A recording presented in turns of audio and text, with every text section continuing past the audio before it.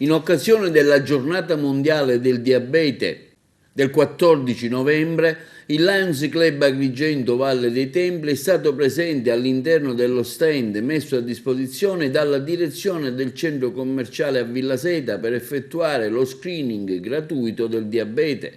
L'iniziativa è stata portata avanti grazie all'impegno del dottor Tito Condello e Lillo Capistagno, alla presenza degli alunni dell'Istituto Enogastronomico Gallo di Agrigento, a quelli dei soci tutti del club, con in testa il presidente Susi Iaconi e il segretario avvocato Gaetano Salemi. Durante l'attività sociale sono stati 215 le persone con un'età compresa tra i 12 e i 90 anni che hanno eseguito lo screening e che hanno così potuto constatare il loro livello di iperglicemia nel sangue, che può portare a complicanze acute e croniche o a rischio addirittura di malattie cardiovascolari. Sì, buongiorno a tutti. Oggi giornata mondiale del diabete, 14 novembre,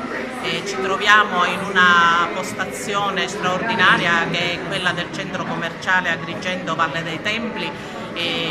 Siamo qua a proporre lo screening gratuito per il diabete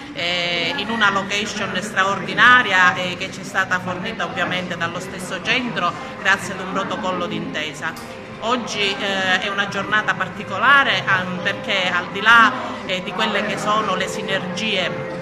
che si sono messe in gioco tra il centro commerciale e il Lions Club Agrigento Valle dei Templi, abbiamo anche la partecipazione di alcuni alunni della Niccolò Gallo, l'istituto statale superiore di istruzione superiore, che con la loro azione stanno coinvolgendo tutti coloro che possono essere interessati allo screening. Sicuramente siamo appena all'inizio, i fruitori sono parecchi e l'esperienza è davvero straordinaria, e intanto per il valore che può assumere la proposta di uno screening che ha un valore eccezionale per la salute, quando la prevenzione deve essere una delle cose più importanti che ciascun cittadino, ciascun soggetto deve comunque anteporre per qualsiasi cosa, perché la salute è innanzitutto. Io ritengo che questo tipo di attività, questo tipo di service che noi proponiamo sia molto utile alla comunità, e comunque questo è il primo di una lunga serie, perché andando avanti nel tempo ne proporremo altri. È estremamente importante lo screening che il Lion Club ha organizzato, lo screening del diabete, in quanto permette alle persone che magari non sono consapevoli di avere una glicemia alterata di poter adoperarsi e fare quando è necessario per entrare in protezione, quindi parlando con il medico curante, avviando ulteriori accertamenti, facendo una dieta e soprattutto intensificando l'attività fisica.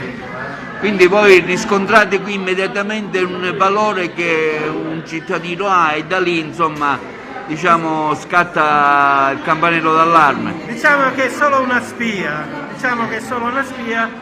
un campanello d'allarme che apre le porte a accertamenti sicuramente più specifici. Oggi, visto che la nostra scuola si occupa sia di alimentazione, visto che abbiamo il perito agrario, sia dell'alberghiero per quanto riguarda la cucina, abbiamo fatto questa collaborazione in modo da stimolare le persone ad un